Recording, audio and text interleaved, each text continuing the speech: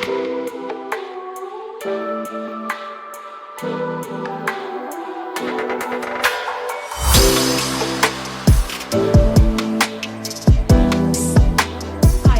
Dara. Thanks for stopping by. I've just finished making this baby quilt for my niece. Her baby is coming this summer. I've based it on a quilt that my great aunt made for my daughter 29 years ago. It's hand sewn from start to finish, and I made it for almost completely free. I have some project notes to share with you next. Here's a close-up of the quilt. It's got the fabric has this cute little safari animal print, and the back I made from one of our bed sheets that's no longer in use. You can see I used dark brown thread to do the quilting, which I kind of like how it looks on the back against the white sheet. I thrifted that thread, so it cost me, it was in a bundle of other items, so I'm going to estimate it cost about 50 cents. The binding is from a dress shirt that I got for free from a clothing exchange, and my husband didn't end up liking it, so I put it in my cut up for other stuff pile. And the top is fabric that I purchased on sale. It was on sale for $5 a meter, and this quilt is approximately 1 meter square, or around 41 inches square. This is a baby quilt that my great aunt made for my oldest about 29 years ago. And what she did was she bought a printed fabric and hand quilted around the prints. And then on the back is just a solid material, and then it's bound with the original fabric. It was a much loved blanket. So I bought a square of it, so 1.1 meters.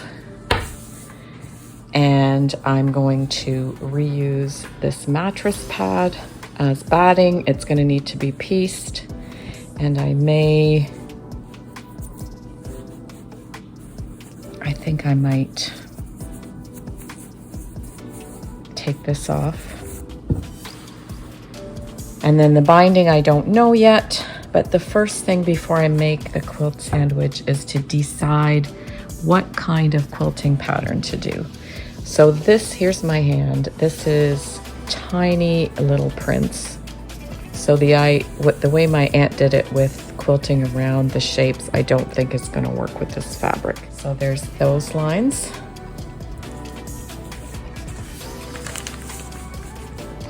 Or those lines. And I think I'm going to pick these ones. That will be my next job, is to trace those lines and make the quilt sandwich.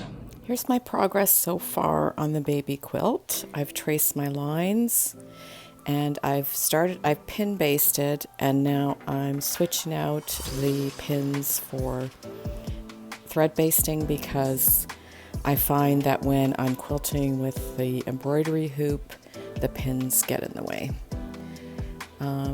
And I'm just going to baste. I am just basting between every row of marks, and then I'll quilt these.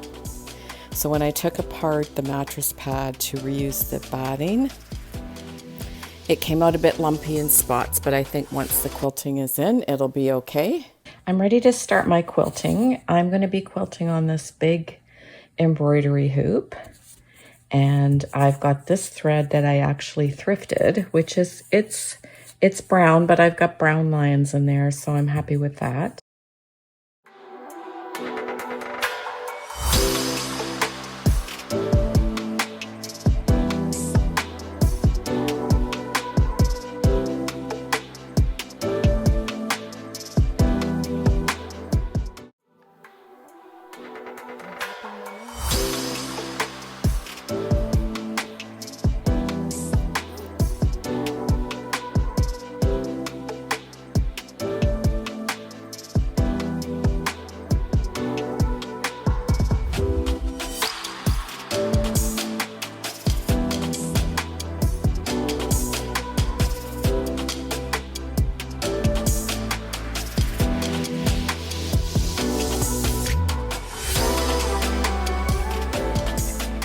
except now I'm at the bottom and I've got this in the back, this puckering right here. So luckily I felt it as I was doing this row of quilting. So I'm going to take out this basting, re-flatten it. I'll probably baste it with pins and get these last two lines of quilting done.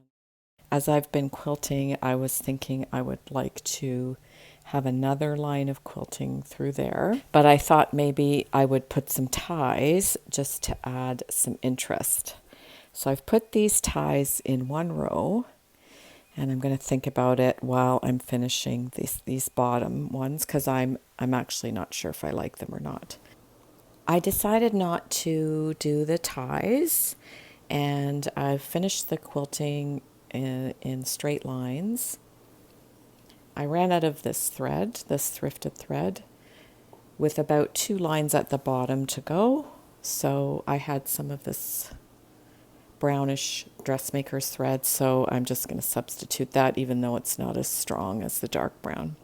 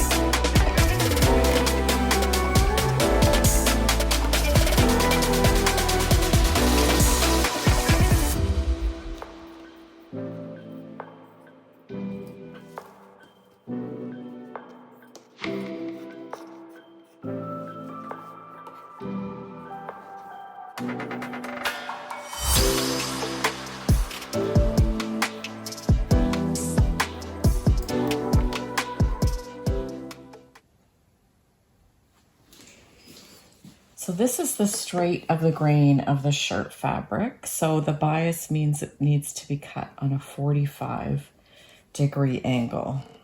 I'm going to cut my first 45-degree angle using my angle mark on my cutting board.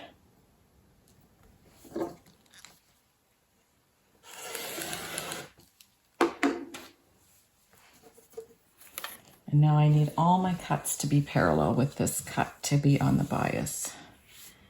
So I'm going to line up here. There's my first 2.5-inch cut there.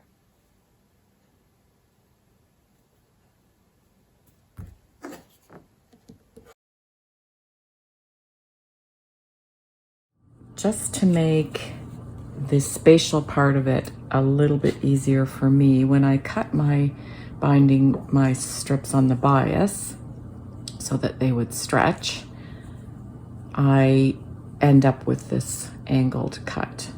And to make it work out for me, I'm going to cut the angle off. So here's the right side of my long strip that I've already started joining. Here's the right side of my new strip. And to get that angled seam, they get laid at a right angle.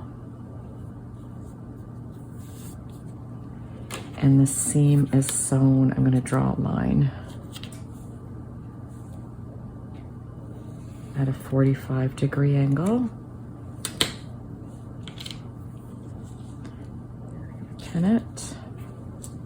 It's very easy to do this on a sewing machine, but I've got it in this idea that I want to make this for my niece's baby as a completely handmade item.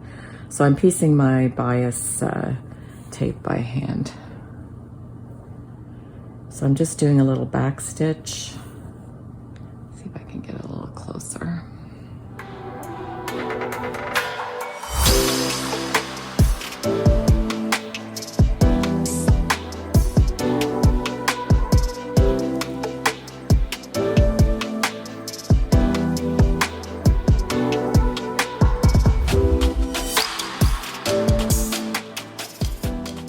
Okay, I'm going to check it before I cut it, and that's going in the right direction. You can see my tape isn't exactly the same width, but I can trim that up at the end. Not my tape, my binding. Okay, now I'm going to cut my seam allowance to approximately 1/4 inch and go to the iron and press it open. And there's my little seam.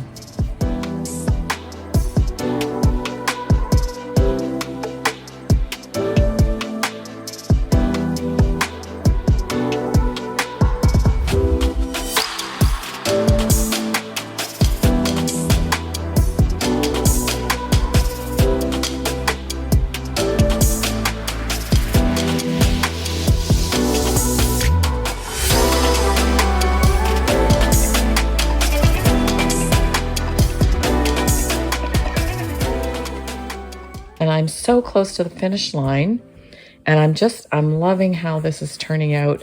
I was getting annoyed with the puffiness of it from reusing the mattress cover inside of a mattress cover.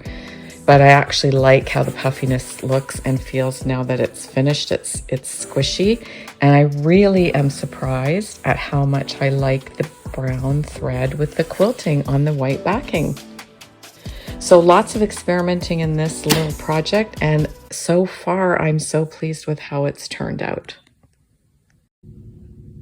I'm finished my binding, and what I realized as I was going along happened was that I inadvertently, when I trimmed this, I trimmed all my knotted quilting. So I've got this problem here with the quilting threads coming undone. So I'm gonna need to test the rest of them. So I'm just gonna, so there's one that's, the knot's gone. So I'm gonna pull that one out a little bit more. And then that one feels okay. That one feels okay. This one, oh, it feels okay. So does that one. Okay.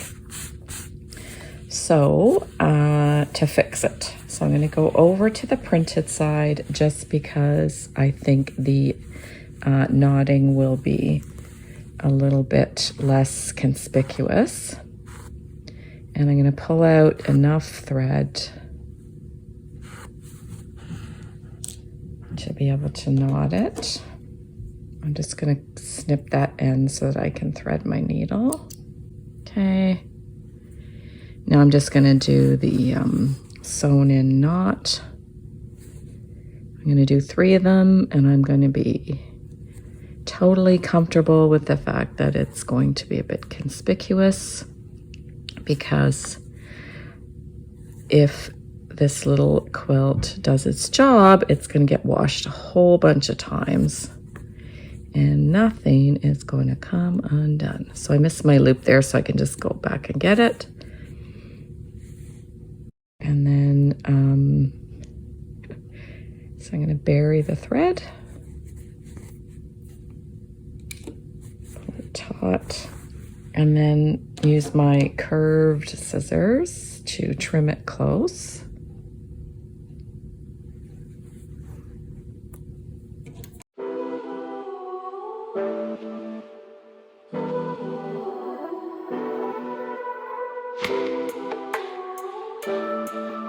So I've washed my quilt, and I'm just showing here that all of the washable marker has washed out. So using the washable marker to mark the quilting lines was no problem.